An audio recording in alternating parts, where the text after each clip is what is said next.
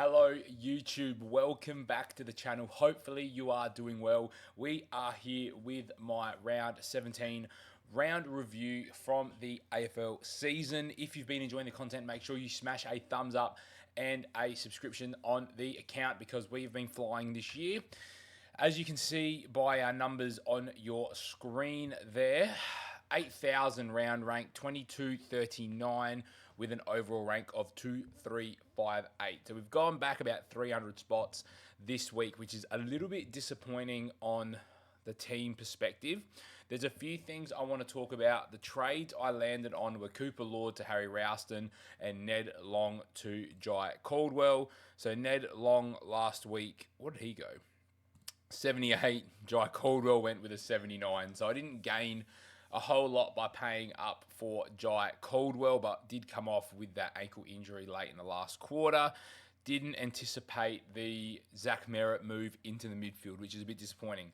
Positives on the week: Nazaya Wanganeen Miller, a 145, and we threw the C on him after Sherry's 96. So massive advantage of having that 290 from Naz. Defensively, pretty happy. Sinclair, what a poor own this has been for 3 weeks. I brought him in for the 64, 79, 92, but there's a decent run of games here at Marvel for the Saints, which is actually quite nice moving forward. So happy enough with the Jack Sinclair long term. Same with the Josh Dacos. I've had him for absolutely ages. He's been just a set and forget, just sort of D5 for us, D4 for us this year. So happy enough with him. Mills and McKercher doing exactly what they need. And we had Hasty back, 80% time on ground, 7 marks. Hopefully he can hold his spot in the side. Forwards, I feel like everyone had a bit of an interesting week with the forwards, especially with no Baz. So Archer May, 64 counts for us this week. And then, Petrarca's disappointing, Kennedy's disappointing, and the rest is not the end of the world. Midfield is probably where I lost a lot of rank this week. Only 2 players over 95, it looks like. So, Chera Dawson, disappointing. Will Ashcroft, I think it's time for him to probably go. Jai Caldwell, again, with the injury, that was really disappointing. But Dacos and Bontempelli really bringing it home in our midfield, which is what it is. I was looking at VCing Bont, but then obviously wouldn't have taken the captain score from a Nazaya, which is nice. But then Sherry Gawn, pivot point was this buy round here, round 15. I did opt to hold Gawn, knowing he had a couple tough matches coming out of the buy, and 289s isn't the worst from him after, he dropped to 63 earlier in the year. I think he can probably get at Sherry. I think he can get at Pitney and TDK, and then it really opens up for a Gawn. I'm not going to burn trades on our rucks. So that's my main sort of point now. We've also now got ourselves with a Ralston, May, Taru, Johnson, Hasty all making money. And I think with Pepper going down in particular, I think Liddy comes back into the side. So we're actually going to have a lot of cash gen over the next few weeks on the bench, which is actually positive. So I'm thinking we're in an okay spot moving forward when it comes to our cash gen on our bench. Obviously, McCarthy on field isn't ideal, but that is the side where we're at. There are a few players I want to talk about. So far, this is a little bit of a preview for round 18. What I'm leaning towards is we're still at 2-3-5-8. The rank is not moving the way I would like it to move. The moves I'm making now look to be Ashcroft and Caleb Daniel out for Butters and McRae. I feel like those are 2 really big upgrades on what I've got in my side at the moment. I think Butters is a little bit like Will Ashcroft. Like he has that huge ceiling, but he can also pop a floor score.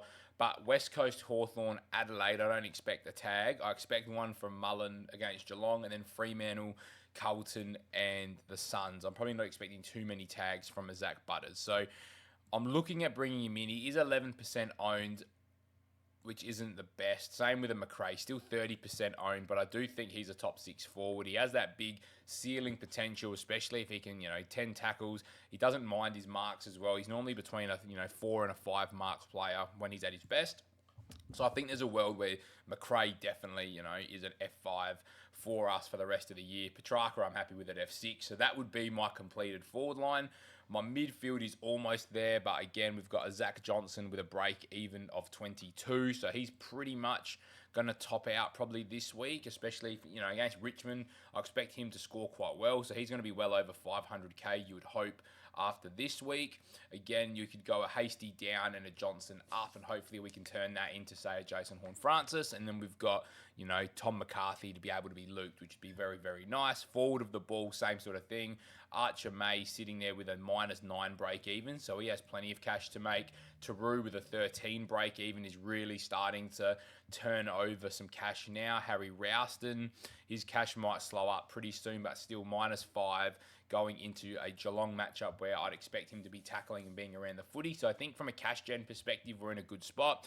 Tom McCarthy's break even is still -17. So we are very soon going to be able to turn a Tom McCarthy into a big premium. Then we just got to deal with Mills and McKercher. So we're in an okay spot.